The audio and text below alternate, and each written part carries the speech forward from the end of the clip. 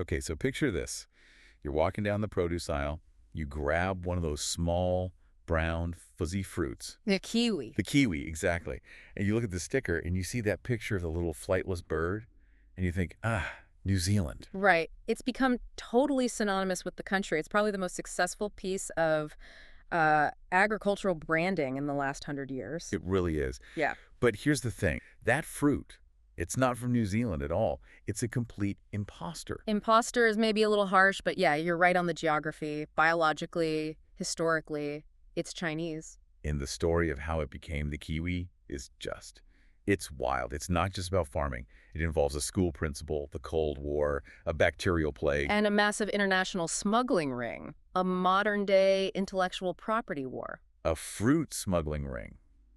That's what got me. And we're talking private investigators, illicit budwood, which we have to explain, and a courtroom battle worth millions. It really does read like a spy thriller. But before we get to the, high-stakes espionage and the Kiwi wars, we need to go back. We have to understand how this fruit even pulled off this huge identity switch. So let's unpack it. We've got notes here from ancient Chinese poetry all the way to modern legal briefs. Where does the story actually begin? It starts in the Yangtze Valley in China. That's its native home. If you go back to the Tang Dynasty, we're talking the 12th century, there are poems that describe this plant. But they obviously didn't call it a kiwi.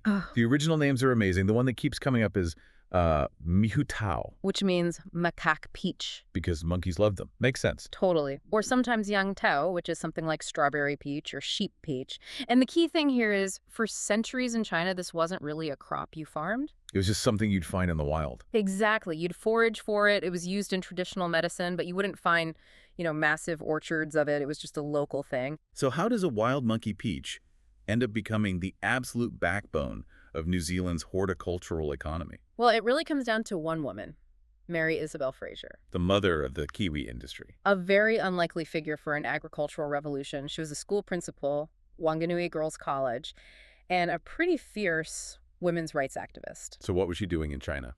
In 1904, she took a trip to a city called Yucheng to visit her sister, who was at a mission there. She tried the fruit, thought it was interesting, and just brought some seeds back home. I just love that image. The school principal, pockets full of seeds, traveling all the way back to New Zealand. She gave them to a farmer, a guy named Alexander Allison, and by 1910, they had fruit. And the New Zealand climate, particularly in the Bay of Plenty, it was just perfect for it, right? A perfect match for the Yangtze Valley. But even once they got it growing, they had this huge branding problem. Oh, a massive one. Because for decades, they called it the Chinese gooseberry. Which is funny because it's not a gooseberry. It's not even in the same family. Right, but I guess it sort of tasted like one. And it was from China. And this is where the story gets really interesting, where it smacks right into geopolitics. The 1950s. Exactly. The fruit is getting popular. They want to start exporting it, especially to the U.S. But there's a giant geopolitical elephant in the room. The Cold War. Yeah.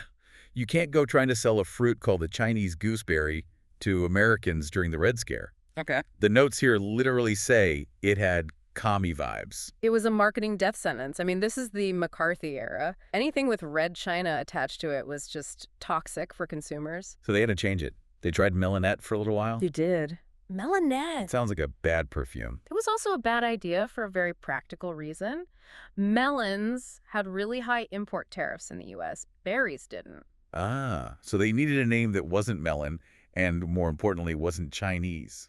So in 1959, the story goes, they looked at the fruit. It's small, brown, fuzzy. And they looked at their national bird, which is small, brown, fuzzy, and flightless. And boom, the kiwi fruit is born. It's a stroke of genius, really. It just completely severs that link to China in the consumer's mind. It makes the fruit feel exotic, but, safe. It belongs to New Zealand now. It works so well that most Americans just call it a kiwi, which I know drives New Zealanders nuts. Right, a kiwi is the bird or a person. The fruit is kiwi fruit. Right. But yeah, the branding was just that powerful. But we should talk about the plant itself for a second, because growing these things, it's not like planting an apple tree. It's actually pretty complicated. No, I was reading about it. It sounds like a headache. First off, the vines are dioecious. Dioecious, yeah. Okay. Which means you have separate male and female plants. Which leads to what I'm calling the worst gender reveal party ever. The sources say it can take up to 7 years for the vines to flower, so you can even tell which is which. Imagine that, waiting 7 years to find out if your investment can even produce fruit. And you need a specific ratio, right? Like 1 male for every 8 females or something. Yeah. Something like that, yeah. And you need bees to pollinate them. Plus, they are incredibly thirsty. We're talking thousands of gallons of water per acre, per day. Wow. But they eventually standardized the crop around one main variety, the Hayward. Correct. Developed by a guy named Hayward Wright. And this was a game changer because it was consistent. It had that green flesh and, crucially, that thick, fuzzy skin. Which is like natural bubble wrap for shipping. Exactly. It has a really long shelf life, so it could survive the boat trip to Europe or America. Yeah. For decades, if you ate a kiwi, you were eating a Hayward. And it's a nutritional beast. It has almost double the vitamin C of an orange. I had no idea. And as much potassium as a banana, and it has that enzyme, actinidine. Yeah, meat tenderizer. Oh. This explains so much. Right. If you've ever put fresh kiwi in a dairy dessert, like a yogurt parfait or something, and let it sit, It gets all watery and gross. that's the enzyme. It literally starts digesting the milk proteins.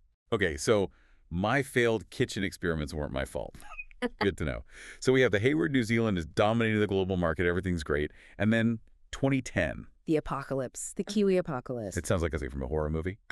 Vines. Oozing red fluid. It was visceral. It was Right. a bacterial disease called PSA. It just swept through the orchards. The vines would start to bleed this red sap, the leaves would spot, and then the whole plant would just die. The financial impact was staggering.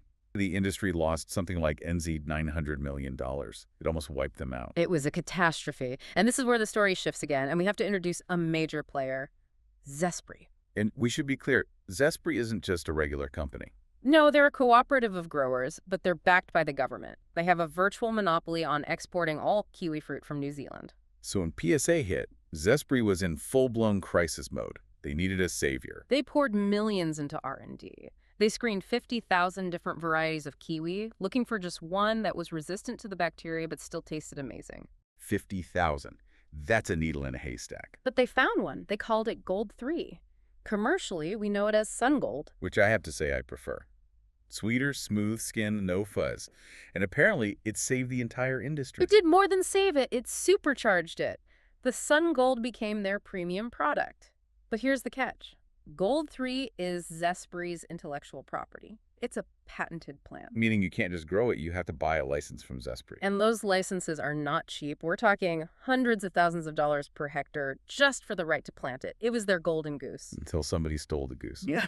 This is where we get to the Kiwi Wars. A fascinating case study in just how fragile intellectual property can be when you're dealing with, a living thing. So who's the main character in this corporate espionage story? Hao Yu-gao. Right. So in the mid-2010s, rumors start flying that Sun Gold is growing in China, this protected, patented New Zealand plant. So Zespri hires private investigators. Suit detectives. I love it. And they trace the leak back to this guy, Hao Yu-gao. He'd bought an orchard in New Zealand, and the allegation was that he smuggled what's called budwood back to China. Okay, let's pause on budwood. Why couldn't he just buy a Sun Gold kiwi at the store, take out the seeds, and plant them? That's a great question, and it's all about genetics. Kiwis, like apples, they don't grow true to seed. The plant you get from a Sun Gold seed won't be a Sun Gold, it'll be a random mix of its parents. Ah, so it's a genetic lottery. You don't know what you'll get. Exactly. The only way to get an identical Sun Gold plant is to clone it. You take a cutting the budwood and graft it onto another plant's roots. It's basically biological copy-pasting. So Gao smuggles this wood to China, probably just in his luggage, and starts selling it to local farmers. For a lot of money. The court documents say NZ $60,000 per lot of sprouts. And for the farmers, it was worth it. This was a premium fruit. So New Zealand sued him, and they won. The court ordered him to pay $14 million. Right.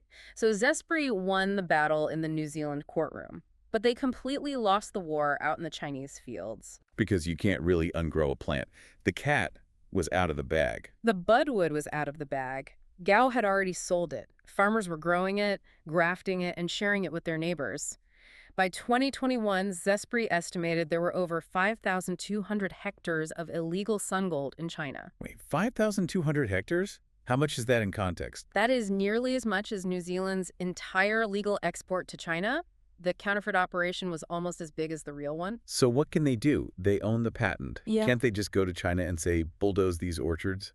And this is where the geopolitical reality just hits you like a ton of bricks. New Zealand is a dot on the map. China is a superpower, and it's New Zealand's single largest trading partner. So if they push too hard on the Kiwi IP, they risk their entire trade relationship for milk, for meat, for everything. Precisely. It's David and Goliath, but David really needs Goliath to keep buying his stuff. And you have to look at it from the other side, too. For the local officials in Sichuan, this fruit was a godsend. Absolutely. The sources touch on this. It grows well there. I mean, it's native to the region. It brought in a ton of money. It was lifting entire communities out of poverty. So if you're a local mayor, are you going to shut that down because a company on the other side of the world is upset about a patent? Probably not. You're going to prioritize your people. They don't see themselves as villains here. So Zespri is stuck. They have an unenforceable legal win. The fruit is everywhere. And then they came up with this audacious proposal. This is the if you can't beat 'em, join 'em part of the story. Zespri seriously considered trying to buy the counterfeit fruit themselves. Wait, what? Buy the illegal fruit and sell it under their own brand? Essentially, yes. The plan was to partner with the Chinese growers, bring them into the official Zespri system, and sell their illegal kiwis under the official Zespri label. That's insane. It's like a luxury brand finding a factory making knockoffs and saying, you know what? These are pretty good. Let's just put our tag on them. It shows you how much the power dynamic has shifted. Think about the irony. A century ago, the West takes a Chinese fruit and rebrands it. Now, China takes back the improved version, and the original developers have to try and strike a deal. But the New Zealand farmers shot it down. They did. They voted against it. A lot of them felt it was a betrayal. They'd paid all this money for licenses, and they didn't want to legitimize the stolen crops. So where does that leave things now? China's just growing it. Yep. China is a top producer again. And the really scary thing for New Zealand is China isn't just relying on the stolen sun gold anymore. They're breeding their own new varieties. The sources mentioned a red kiwi fruit. The Hengyang, yes. It has red flesh. It's super sweet, and there are others. The point is, China's reliance on New Zealand genetics is fading. The center of gravity for the kiwi fruit is moving back to China. The monopoly is broken. Completely. It's just incredible to think that all of this, the smuggling, the lawsuits, the geopolitics, all comes from that little fuzzy berry Mary Isabel Fraser brought home. It shows you, doesn't it? Even the most normal thing in your fruit bowl has a deep, complex, and often political history. So before we wrap, there's one last detail from the sources that just blew my mind. It's about the name again. I think I know which one you mean. We tracked the journey from Mihu Tao to Chinese gooseberry to kiwi fruit. Right. Well, in modern China today, the fruit is often called qigong. Qigong, and you know what that means? I do. It's a transliteration. It's the Chinese way of saying the English word kiwi. Exactly. Think about that loop. The fruit goes from China to New Zealand. They rename it to hide its Chinese origin. It gets famous. Then it goes back to China, and the Chinese language adopts the New Zealand marketing name for their own native fruit. That is the ultimate irony. Or maybe the ultimate branding victory. It's a full cultural circle. It really is. Which leaves you with this kind of provocative thought. If the counterfeit gold fruit in China is biologically identical to the New Zealand gold, and now even the name in China is a copy of the New Zealand name, at what point does the brand actually matter more than the botany? That is the multi-million-dollar question. And as the Kiwi Wars show, the answer might be decided by who has the most land, not who has a patent. Well, I'm never going to look at a fruit salad the same way again.